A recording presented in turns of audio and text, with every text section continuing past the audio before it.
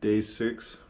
We're gonna take it easy, check out the battlefield at Antietam, and then head down to Harper's Ferry. So Luke, my YouTube video yesterday, yeah, they sent me an email and they said this video is restricted, unavailable to watch in certain countries because of a certain song. Can you guess what country and what song? it was Russia. What was it, Lovely Day, or what's the song called? Yep. Yeah, Russia's pretty... Because you can't watch the video that has the song Lovely Day if you're in Russia. What's been your favorite breakfast so far on the trip? Ooh, good question. Probably the haystacks in, is that Connellsville? Oh yeah? Those haystacks were good. Yeah, haystacks. The one, the peanut butter pie in Old Town was good. That Yep. place was interesting because it was a school, basically. Yeah. I really like the home fries of that place. But I think overall, probably the haystacks have been best. I like the diner too, though, that we went to. Oh, never mind. That was my favorite, that diner. I ordered ham and they pulled out like ham steaks. Oh, like yeah. thick ham Their steaks. smoked sausage. Like, yeah, that was good. And those are the home fries I'm thinking of. Those This place might be a contender for best breakfast, though. We'll see. We'll see. To the stake, no hope of escape. I stand alone and embrace my fiery fate. I won't scream, giving him that satisfaction. Continue on Shepherdstown Pike for 3 miles. Looks like Jake has chosen the dangerous path.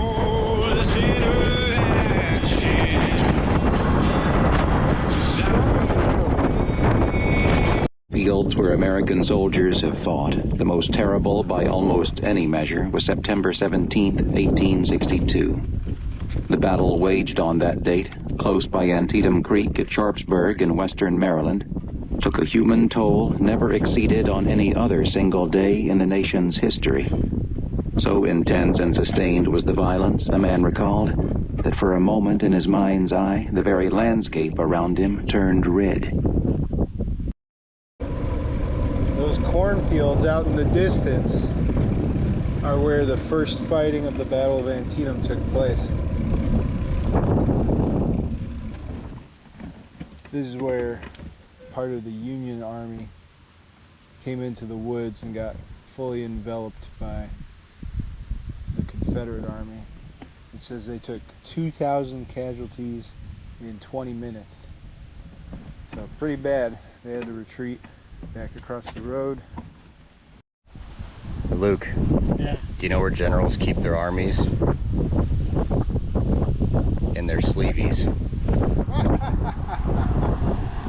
This is where the Confederate soldiers burned a family's home to deny the Union sharpshooters any sorts of good hideouts. The family eventually rebuilt, but then later on they turned this whole area into a cemetery. It's nice and peaceful and shady in the middle of the corn.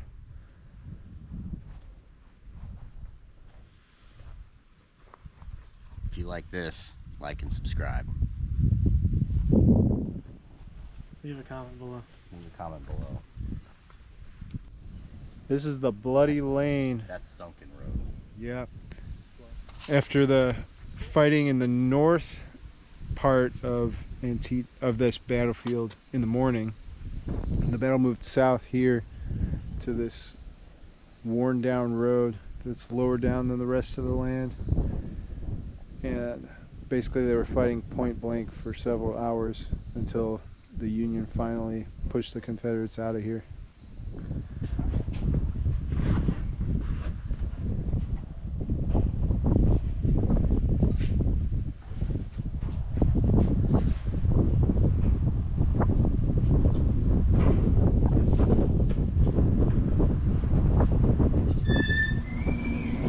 This is going to be a really nice hill.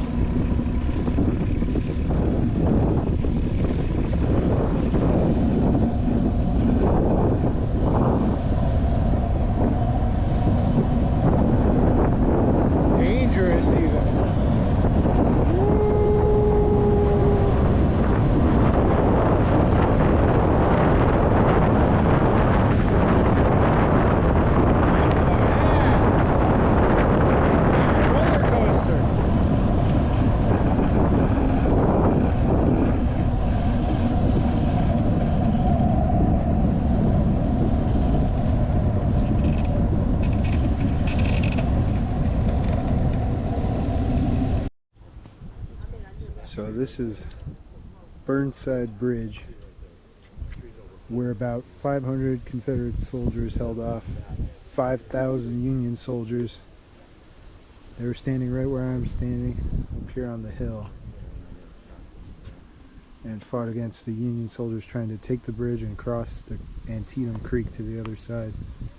Kind of reminds me of the Battle of Stamford Bridge, except rather than one berserker, it was 500.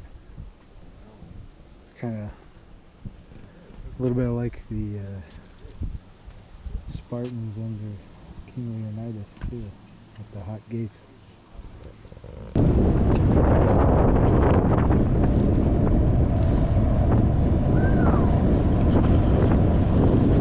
Oh yeah.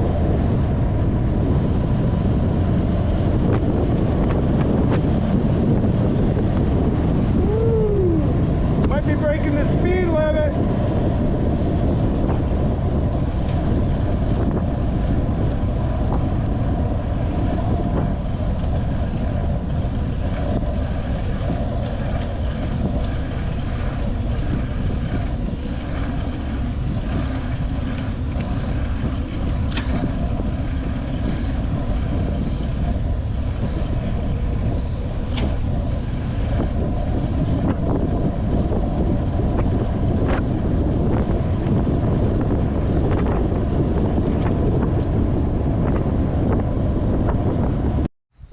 This is where the final fighting of the battle took place, Battle of Antietam.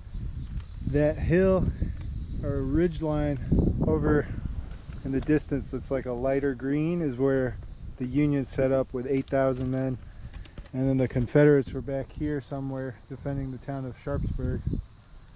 The Union had to cross all this hilly ground, and just as they were coming to attack, a whole nother division, I think it was a division under AP Hill, they had marched 17 miles from Harper's Ferry to come up here, and they came up and flanked the Union. So they ended up fighting to a standstill, and that's pretty much the story of the whole battle, a standstill.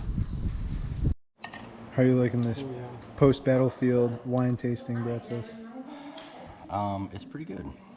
My favorite so far is the Chardonnay. Apparently for the country's bloodiest battle, the soil produces pretty good grapes. Oh yeah. What about you? What's your favorite so far? I like the Sauvignon Blanc. Yeah, I like the Chardonnay best so far. Fullness of the body. It's also 2 years longer aging, so the tannins are developing really nicely too. There's really smooth, dry finish. Okay. So Luke, you prefer this one over the Chard? Okay, time to see if I can pack away this wine glass that came with the tasting safely enough so it doesn't break. Camera. Bratzos, how do you feel about pickles? I'm on the fence about it. On the fence. So I'll eat. Pickles are great. Pickles. Thank you very much. He said it really seemed to him that McClellan wanted Pope. There you go.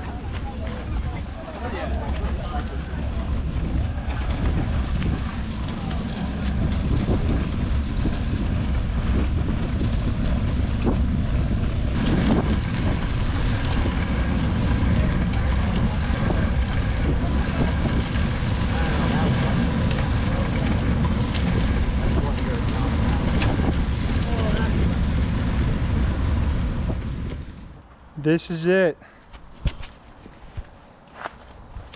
This is the intersection of the Appalachian Trail with our bike path. Luke's on the phone with his mom again. We've got to go up these stairs to the bridge that's up there. All good things in life come at a price. And the price of getting to the bars requires a climb. We made it.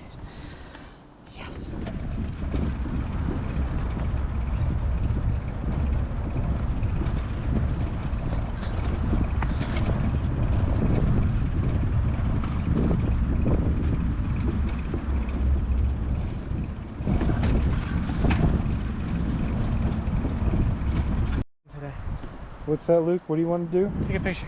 Taking 0, like 1 or 2 today. Always he Take wants one. to take pictures. Hey, picture, let's go. Always pictures. That's all he wants. We'll come to you. We'll come to you. Do you like cocktail sauce? Love it. I think it tastes too much like ketchup. I know you hate ketchup, but you know, I like a really spicy. And ketchup is the worst thing in the world. So I'm excited to hit Washington Monument and just be like, you know, we did it. We're there. And let me be clear, like, I only want, like, I'm not saying like I want to make Hopkins jealous. I just want to like complete the journey, which Hopkins also kind of wanted to complete. I want to just complete it. That's it. And if Hopkins is jealous, that's just icing on the cake. Like, How does it feel to know that Schulte named his kid after you? you know what? I remember seeing it on the Facebooks when he did that. And I was like, I never knew that Schulte respected me so much. And to this day, I think to myself, there's a kid that lives out there with a dad that's name is Eric Schulte, and his son is just working his life to live up to my expectations. All I've ever wanted in life is Schulte's respect.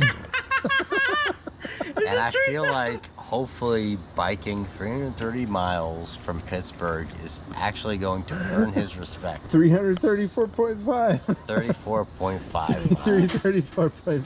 I just want Schulte to respect me. You know?